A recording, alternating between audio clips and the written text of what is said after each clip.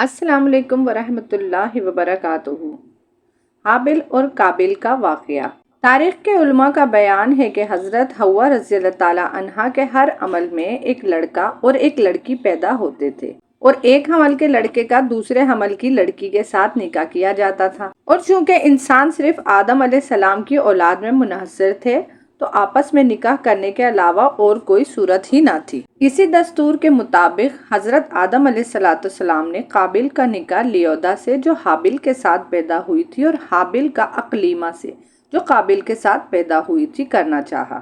قابل اس پر راضی نہ ہوا، اور چونکہ اقلیمہ زیادہ خوبصورت تھی اس لیے اس کا طلبگار ہوا۔ حضرت آدم علیہ السلام نے فرمایا، کیونکہ وہ تیرے ساتھ پیدا ہوئی ہے لہٰذا وہ تیری بہن ہے، اس کے ساتھ تیرا نکاح حلال نہیں۔ یہ تو آپ علیہ السلام کی رائے ہے، اللہ تعالیٰ نے یہ حکم نہیں دیا۔ آپ علیہ السلام نے فرمایا، اگر تم یہ سمجھتے ہو تو تم دونوں قربانیاں لاؤ، جس کی قربانی مقبول ہو جائے وہی اقلیمہ کا حقدار ہے۔ اس زمانے میں جو قربانی مقبول ہوتی تھی آسمان سے ایک آگ اتر کر اس کو کھا لیا کرتی تھی۔ قابل نے ایک انبار گندم اور حابل نے ایک بکری قربانی کے لیے پیش کی۔ آسمانی آگ نے حابل کی قربانی کو لے لیا اور قابل کی گندم کو چھوڑ دیا۔ اس پر قابل کے دل میں بہت بغض اور حسد پیدا ہوا، اور جب حضرت آدم علیہ السلام حج کے لیے مکہ مکرمہ تشریف لے گئے تو قابل نے حابل سے کہا کہ میں تجھے قتل کر دوں گا۔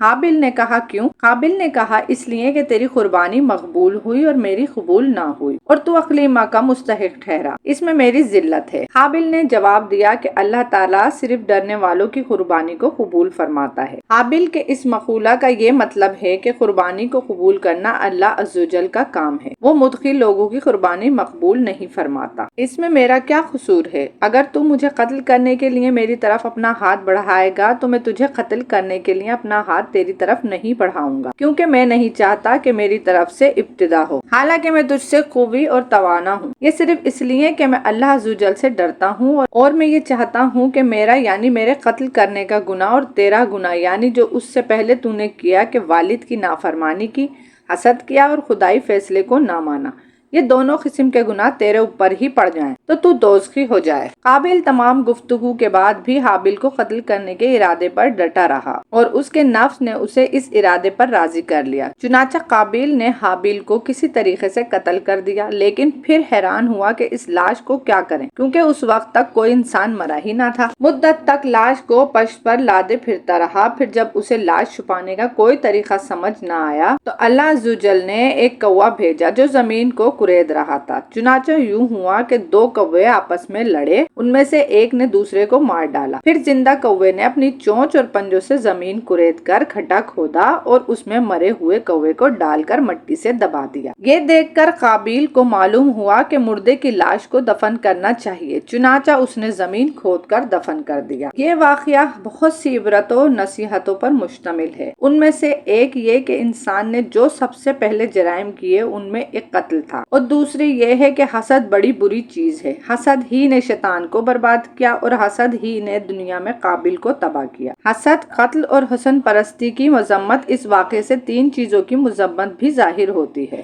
اللہ تعالی ہمیں ان تینوں گناہوں سے محفوظ فرمائے، آمین ثم آمین۔ اگر آپ کو میری ویڈیوز اچھی لگتی ہیں تو انہیں لائک کیا کریں، میرے چینل کو سبسکرائب کریں، اپنے دوستوں کے ساتھ ضرور شیئر کریں۔ شکریہ، اللہ حافظ۔